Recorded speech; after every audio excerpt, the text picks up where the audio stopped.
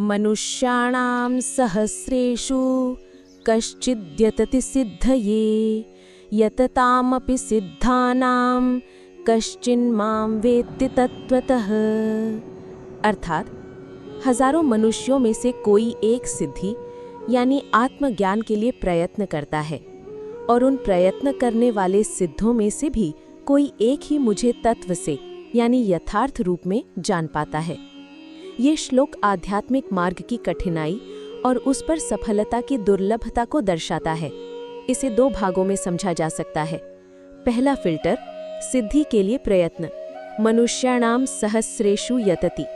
अधिकांश लोग अपने जीवन में केवल खाने, सोने, अपनी रक्षा करने और इंद्रिय सुख में ही लगे रहते हैं। वे जीवन के गहरे प्रश्नों के बारे में नहीं सोचते, जैसे कि मैं कौन हूँ, मैं यहाँ क्यों हूँ। कृष्ण कहते हैं कि हजारों में से कोई एक ही व्यक्ति होता है जो इन प्रश्नों से प्रेरित होकर सिद्धि ये यतति यानी आध्यात्मिक पूर्णता या आत्मज्ञान के लिए प्रयास करना शुरू करता है।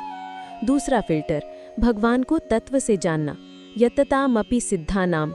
अब जो लोग प्रयास करते हैं उनमें से भी बहुत कम ही सिद्ध हो पाते हैं, यानी उन्हें किसी न किसी स्तर की आध्यात्मिक सफलता मिलती है, जैसे निराकार ब्रह्म का अनुभव या कोई योग सिद्धि।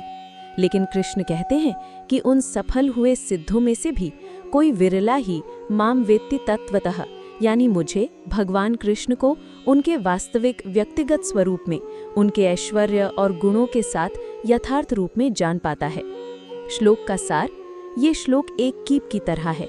बहुत सारे लोगों में से कुछ ही आध्यात्मिक मार्ग पर चलते हैं, उनमें से कुछ को सफलता मिलती है और उन सफल लोगों में से भी कोई एक ही भगवान के परम सत्य को उनके साकार रूप में समझ पाता है।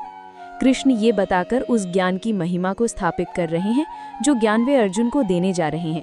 ये ज्ञान इतना दुर्लभ और अनमोल है